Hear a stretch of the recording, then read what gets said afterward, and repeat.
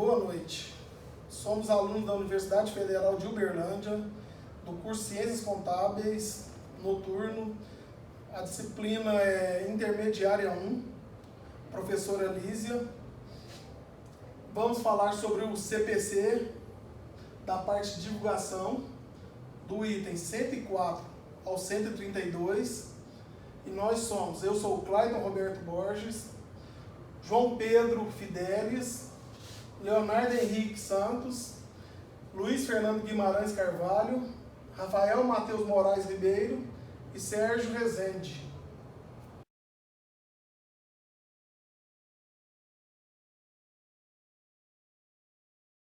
Então, gente, eu vim falar sobre a frequência de revisão no método de amortização das empresas. Cada uma deve escolher um do jeito que se adequa mais ao dia a dia dela, para mostrar um resultado mais real, mais próximo do esperado.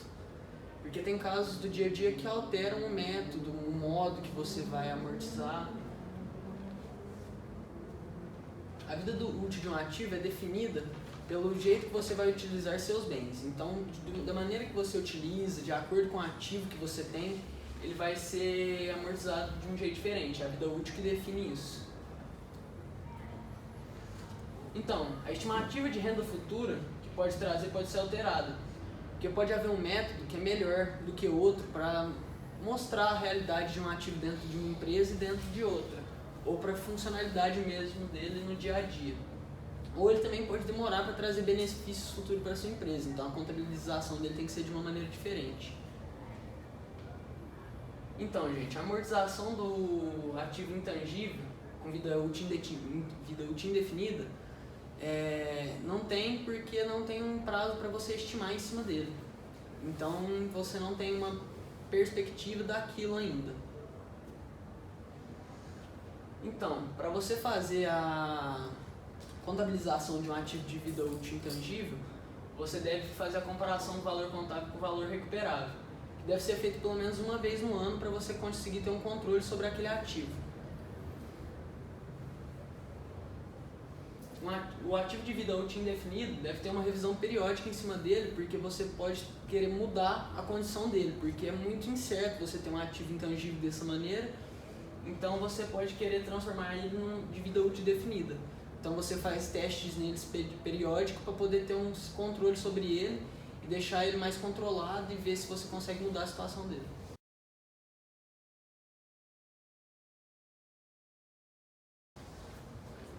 Bom, o item 110 do CPC 04, ele afirma que, caso a empresa verifique que seu ativo intangível não possua, passe de vida útil indefinida para vida útil definida, significa que o valor desse ativo intangível já não possui mais valor. Então, ele deve fazer a revisão, na verdade, ele deve testar a perda do valor do ativo intangível em relação ao seu valor recuperável. Bom, como o João Pedro falou, deve ser feita a cada um ano a revisão dos valores, a redução do valor recuperável, e para você achar esse valor recuperável, você deve achar entre os dois valores o maior entre o valor justo líquido de despesas, de vendas, e o valor de uso. Desses dois você vai utilizar o maior. E o reconhecimento deve ser feito na DRE. Em caso de reversão, só vai ser feita a reversão caso o valor desse ativo intangível seja maior do que seu valor contábil. Seu valor de uso for maior do que o valor contábil. Nesse caso, só nesse caso que você vai ser feita a reversão da perda ao valor recuperável. Tem duas situações em que o ativo intangível ele deve ser baixado. No momento da alienação, quando você vai transferir o direito dele para terceiros, ou quando você identificar que esses ativos eles já não possuem mais valor ou não possam gerar benefícios econômicos para a empresa. Nesse caso você tenha feito alienação, você pode ter tido ganhos ou despesas, ou perdas. Aí nesse caso você deve pegar o valor da alienação, o valor líquido, caso ele exista, e diminuir pelo valor contábil do ativo. E nesse caso deve ser reconhecido na DRE, o valor do ganho ou perda. O item 114 ele diz que a empresa deve reconhecer a data da alienação no momento em que a pessoa que você vendeu o seu ativo intangível receber, ou seja, hoje eu fiz a venda do produto, mas ele vai receber só daqui 5 dias, ou seja, passados 5 dias no momento em que ele receber, é que vai ser considerada a data da alienação desse ativo. E caso a empresa, dentro do seu, no seu reconhecimento do valor do ativo, ele reconhecer que teve um custo de substituição de parte desse ativo intangível, ele deve baixar o valor somente do valor da parte que foi substituída. E esse valor tem que ser debitado diretamente na DRE.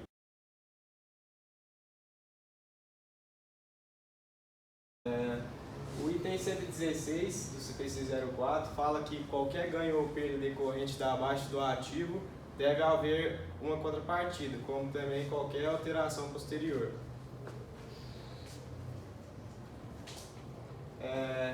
O ativo intangível que não está sendo utilizado e tem sua vida útil definida, ele continua sendo amortizado, a menos que ele seja colocado para venda ou em caso de já estar totalmente amortizado. O item 118 fala da divulgação do ativo intangível, que no caso tem que ser separado entre os vida útil definida e indefinida, como também as taxas de amortização. Os métodos de amortização devem ser divulgados. O valor contábil bruto e todas as amortizações e impairment devem ser descontados dele, tudo divulgado. E em caso de qualquer inclusão de amortização, ela deve ser divulgada na rúbrica. O valor contábil deve ser conciliado no começo e no término do período. O ativo intangível possui diversas classes e elas devem ser agrupadas sempre com suas semelhantes, como marcas, softwares, licenças, patentes. A frequência do teste depende de como você vai avaliar esse ativo intangível. No caso vamos supor que eu utilizo muito o ativo, daí eu tenho que avaliar ele com mais frequência. Sempre vai depender desse uso, de como você usa ele, e sempre anualmente. E qualquer alteração você tem que avaliar mais vezes. A variação nas estimativas são as provisões futuras. O que é isso?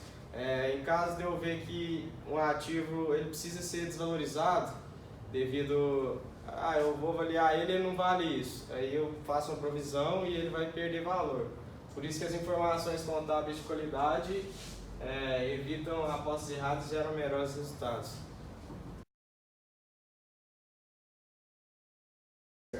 Eu vou falar sobre o item 122 do CPC 04, que ele continua dispondo sobre as formas gerais de divulgação do ativo intangível. Nesse item ele fala sobre ativo intangível de vida útil indefinida, sobre descrição, valor e amortização de ativo, sobre subvenção ou assistência governamental e intangíveis de titularidade restrita. No ativo intangível de vida útil indefinida, sempre quando ocorrer esse caso, a entidade tem que divulgar o valor contábil do ativo e tem que divulgar também quais que foram os motivos relevantes para ela chegar a essa conclusão. E eu vou falar um pouco sobre os motivos um pouco mais para frente. Sobre descrição, valor e amortização do ativo. Sempre que houver um ativo individual que for relevante para a companhia, ela tem que divulgar ele separadamente, descrevendo o ativo, o valor e o saldo de amortização dele quando ele não tiver vida útil indefinida. Sobre subvenção ou assistência governamental. Todo ativo intangível que for adquirido com auxílio do governo, como direito de aterrissagem de avião, direito de transmissão sobre rádio e TV, ele tem que divulgar o valor contábil e o valor justo do ativo. E sobre ativos intangíveis de titularidade restrita.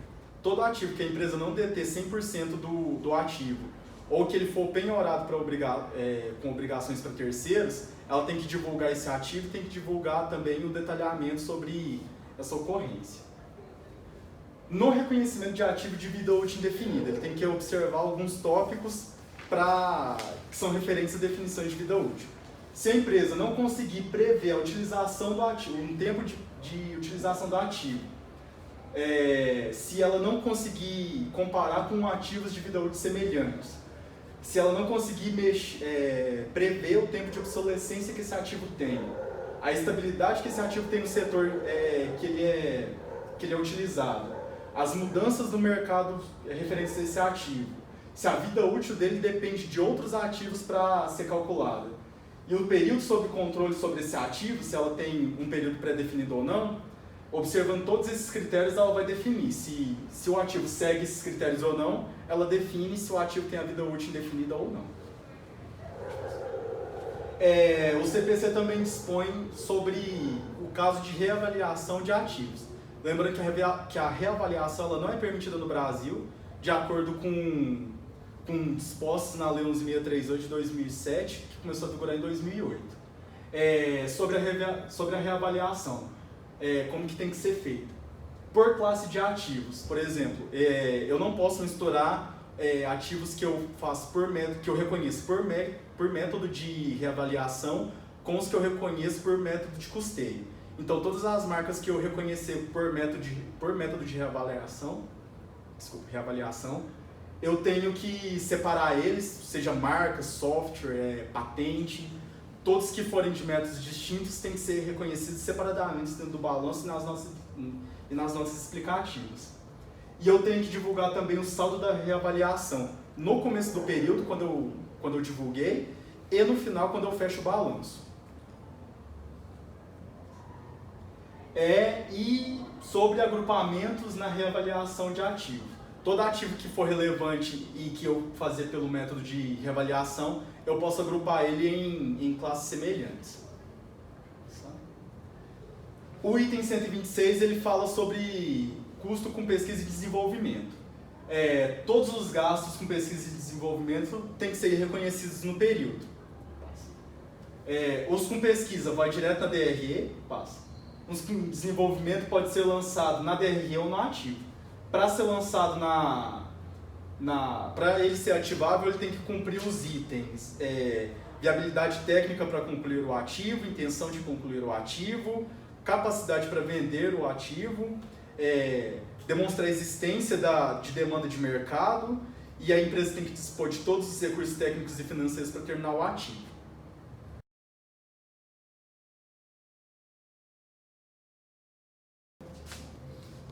Dando continuidade à divulgação dos gastos com pesquisa e desenvolvimento, nós vimos com o colega Rafael que a pesquisa vai direto para a DRE, porque ainda não é reconhecido como um ativo.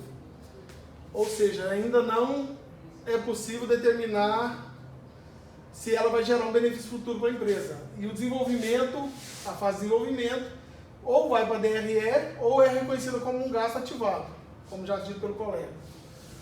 O item 127, o total de gastos com pesquisas e desenvolvimento, deve incluir todos os gastos atribuíveis. Ou seja, como exemplo, temos gastos de materiais e serviços, custos de benefícios a empregados relacionados a desenvolvimento desse ativo, taxa de registro de direito legal e amortização de patentes e licenças. O item 128 não é obrigatório, mas é recomendado que as entidades divulguem nas suas informações contábeis os ativos totalmente já amortizados, mas em operação, e os ativos intangíveis significativos, ou seja, que tem um volume grande na empresa, mas ainda não são reconhecidos como ativos, ou seja, está na fase de pesquisa ou anteriores a esse CPC. O item 130 fala da obrigatoriedade de adoção do CPC 04 pelas entidades, ou seja, aqui quem é obrigado e como é usado esse CPC. A contabilização dos ativos intangíveis adquiridos em combinações de negócios e os demais intangíveis externalidades deve ser utilizado nesse CPC. É permitido reavaliar somente a vida útil. A reavaliação de ativo intangível não é permitido no Brasil. E o item 131 fala da permuta de similares. Ou seja, se você também adquirir um ativo por permuta, troca de ativos intangíveis similares, não é permitida a reavaliação. Tem que ser pelo preço que foi adquirido, valor contábil de custo.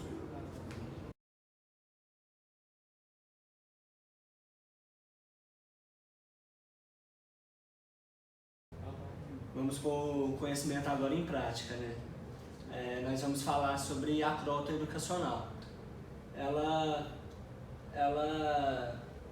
é uma das maiores empresas, uma das maiores organizações educacional do mundo.